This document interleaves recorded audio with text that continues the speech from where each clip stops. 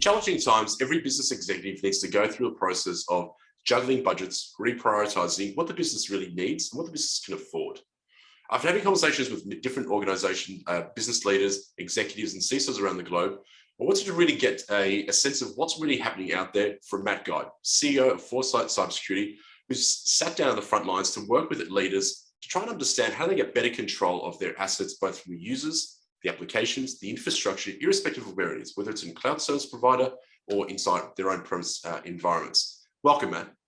Thank you, Sean. It's great to be here. Thanks, mate. Thanks for joining us. So, Matt, with the pandemic-induced shift that we've really seen, sort of this whole digital behavior, that whole digital shift and transformation that's taken place, adoption is, I guess, that whole movement to digital is really here to stay, and we've seen this, constant move going on with all these organisations. Organisations are well equipped to deal with the security threats that we're facing in 2022. Well, that's a really difficult one to answer, Sean. I think what we're seeing is constant changing in terms of the attack vectors, how the bad guys are trying to infiltrate. They're using supply chain now. They're really taking advantage of this digitalization strategy of many organizations, and maybe the confusion that it's caused a little bit within that organization. It's as I look at this year and through the discussions I have with both customers and our partners, and how we go to market, etc., a couple of things are really being called out for me. Is number one thing is many of the organizations we deal with aren't spending on traditional infrastructure any longer. Everything's going to the cloud. How can I get that application out there? My data sits in the cloud now. What level of storage do I have? Hot, cold, glacier? What does that look like? And I think at the same time, they're starting to think more about including security in that discussion. So I really think as we move into this year, and what we really started to see towards the end of the last year is, many of our customers want to align their security, strategy with what they're trying to do with the business. They want to be able to operate it efficiently, and they don't want the noise. They want the noise cleared out. They want to be able to measure it and then give themselves scores, constantly test themselves, and then finally use that data to optimize. So I think really 2022 is going to be the year that security moves into that data optimization, data analytics sort of arena, and really plays a big role, certainly a bigger role than it's played in the past. Okay, anyone watching this video is aware that cybersecurity investments must be meaningful. They must have some sort of an impact to the organization and what change they can bring. Having executive support up and including board support at the same time, and it needs to be tightly aligned to the business initiatives. There's no point actually going out and getting a piece of solution that doesn't align to those goals that the business has actually set. So if we start to think about it in that lens, Matt, what are the lessons that you've learned from talking to cybersecurity leaders and business executives over the years? Yeah, I think the first thing starts with the talent in the organization. I mean, we've had to, as a security industry, where our best conversation was where we only had to glance up from our shoes, we now have to actually sit in front of boards and answer questions that are quite detailed and then aligned to the business rather than just about the security function or a feature of some sort of security tool that they're using. So I really do think security has evolved, and you're going to see more and more conversations with the board. It goes back to my previous point, that whole measure, test, optimize. If you're not doing that, you're not able to have a coherent discussion with the board. I think security has had to enable business and will continue to enable business. It's I think most organizations that we talk to today, compared to say 5 years ago, the executives are asking, where's security in this discussion? How are we securing that? Because another big trend that we're seeing within the supply chain specifically is that whoever you're supplying to is now asking you, what compliance are you aligning to? What governance do you have in place around your security? And that doesn't just go for manufacturing that piece of metal. It's how all the specs for that piece of metal are protected, the intellectual property that sits behind it. So it's an interesting time at the moment for security professionals, is my view. And the discussion is really becoming more business orientated, but with those technical underpinnings, I guess, that sit there, that there's always been in a security discussion, as you probably know better than anybody. Absolutely. I think security is really having its day, right? I think we're probably going to see the next evolution over the coming months, years of security. I think there's security has always been an innovative industry. There's thousands of manufacturers, so to speak, out there. I think we will see some consolidation on that, but some focus around what is the data telling us, rather than trying to analyze it post-event. We're trying to get more predictive in our models around data. So I think that's really going to drive a whole new era of innovation in security. So then it becomes about who's got the most data and who can pull it apart the best and put it back together. Absolutely. It's always going to be that race. So a question I've got on that one. When an organization fails to include the CISO and their team in the loop in terms of how do they try and start that business conversation, we always end up sort of in that spot of the team of no. And you sort of talked about, security is really that sort of enabler for those businesses. And many people start to relish the idea of, the team concept and how do we actually start to do this? How can technology teams and the business really unite and come together for that common goal, to really sort of raise the awareness around, which is trying to solve a problem that we've got the common enemy here. How do we go off and start to really secure the organization? Yeah, I mean, that's another great question. I think, I'm married to an auditor, and she's a fantastic woman, but she never forgets anything that I've ever said. And that's kind of like the security person within the organization historically. If you messed up, you opened that email that said you've got a free holiday to the Caribbean, and suddenly realize a bit later that it's maybe a piece of malware or something, and you did that 10 years ago, the security guy never forgets it. You were the guy that did that. And I think the training of the security or the CISO role function has always been orientated towards that. Be the taskmaster, come in and evaluate everybody else's skill around security. But what we're seeing now is that CISO communicate is really evolving, really becoming, coming out of MBAs. They're going and getting that sort of next level of education. They understand that they have limitations when it comes to how do I talk to people about the business. So really seeing that next evolution of a CISO and what that looks like. That board exposure, firstly, I mean, it's, you've got to sit in front of a board, and a board can be different things to different people. But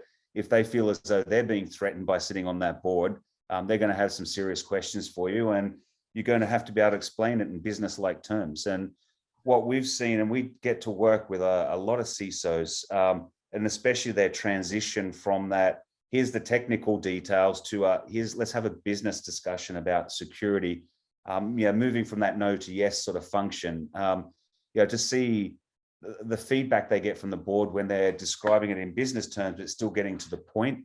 It's incredible. And I think a lot of CISOs get a tremendous amount of value out of that.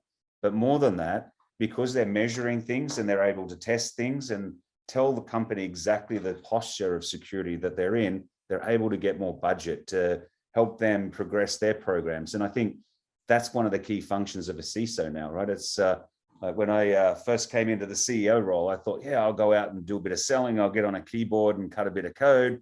You don't have time for that. I'm out, trying to raise capital. So your function, it really does evolve as you sort of move through an organization. So, and I think that's absolutely happening with the CISO, and it has to happen. We have to take those technical terms, simplify them, businessize them, and I think the world will be a better place. Yeah, absolutely. I think we definitely have to continue that world of, translating the business to technical to business, but make sure there's sort of a common language that we can all sort of speak. But you touched on a good point around sort of the budgets. And I think one of the trends that I've really been seeing is security budgets increasingly keep on moving away from that sort of centralized control of the CISO, sort of having the bucket of, everything and anything security. So it's now starting to move into various different business units. And obviously it's different in every organization.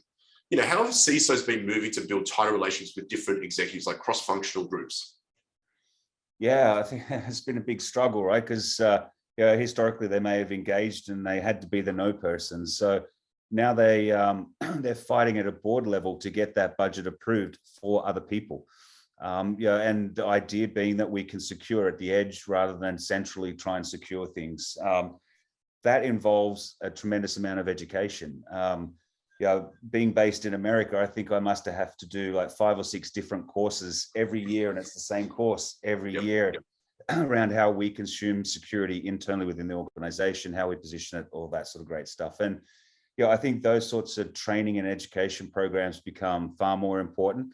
It's not about, hey, my mate works at a vendor down the road and we're good friends, let's just buy a new control to put in place for this. It needs to be still standardized. So I think the CISO is having to explain the security posture of an organization and explain why we've decided to go in this direction rather than it's just the best product that we can get. So I really, as I said, we get to work with a lot of CISOs, and it's enjoyable for me to see that transition from hardcore technical, we can only go with this function, to sitting down at a board meeting and being able to discuss, well, the strategy of the organization is this, and this is how we're aligning our security posture strategy to that. And that has to filter down through the organization.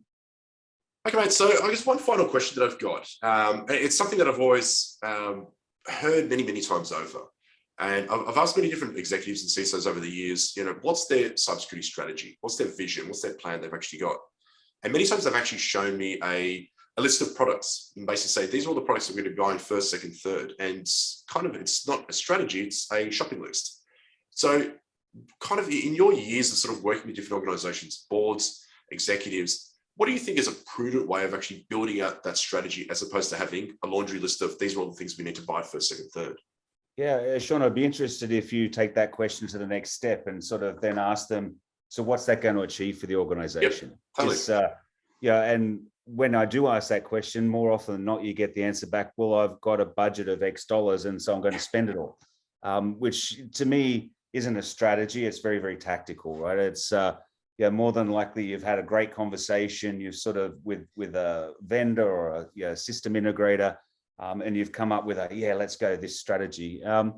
To me, it's about, so what's the bigger goal of the business? Now, what industry are you in? Are you moving money around? Are you in the banking, financial services? Are you in manufacturing? What's the key assets? What's the key thing that keeps that organization functioning? Is it the money? Is it the intellectual property that you've built? Is it the manufacturing standards that you have to maintain, or you maintain to have the best quality feature or function in your particular thing? So my view is that's the level of detail that a CISO's got to get to. If they can't give back to you the corporate strategy, how can you build a cyber strategy to go with that? Now, taking in context of that, everybody's been sent home from the office. You're all working from home. We're in kind of here in the US, it's a very bizarre mix of hybrid, where some organizations have said everybody will be back in the office tomorrow. Others have said, no, we're going to be work from home forevermore. And more you're getting that hybrid mix, right? So how does a product fix that problem that you made a decision 12 months ago to fix that?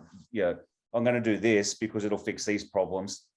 Suddenly the problems changed and it's become different. So my view on it is, once again, it should be about the data.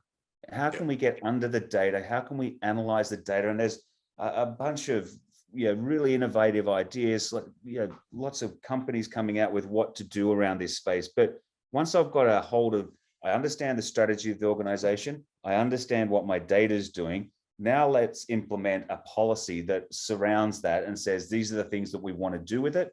And that might involve going back to that shopping list and buying it 1, 2, 3. But it might also involve, I'm going to have a strategy. I'm going to buy consumption for 30 minutes over here. I'm going to test a few different things before I actually go and implement. So, because you and I have seen this over the years that we've bumped into each other. Somebody at some point has been given a lot of money in the security space. They've gone out and bought the best of the best in terms of products, and probably a lot of those companies don't even exist today, right? They've gone, it's evolved, the world's changed. So that spend, did you get any return on that spend? And measuring, as you said before, return on investment is really difficult in the security space. You say, well, I stopped these 3 attacks and we know the average cost of those attacks were $1 million each. Is that your return on investment? Is it that I enabled the business to transact with a third party? So I think it's, and that's part of the evolution, I think, of the CISO role as well, to start thinking about this, maybe a little bit outside of the box from what we've traditionally or normally thought about security. Absolutely. And spot on answer there. I many, many times I keep on sort of hearing something like that. But then the key thing is, how do you ensure that you're sort of aligning to the business goals and then also reporting on that? Because there's no point saying I'm buying these technologies but they don't fit anywhere around the business growth, the acceleration of where the business is going. So, yeah, mate, thank you very much. So with that, Matt, thank you very much. As always, great to chat to you. Stay safe, and look forward to chatting to you next time. Thank you. Yeah, thank you, Sean. Thank you for your time, and more importantly, you stay safe. Cheers, mate. Thanks.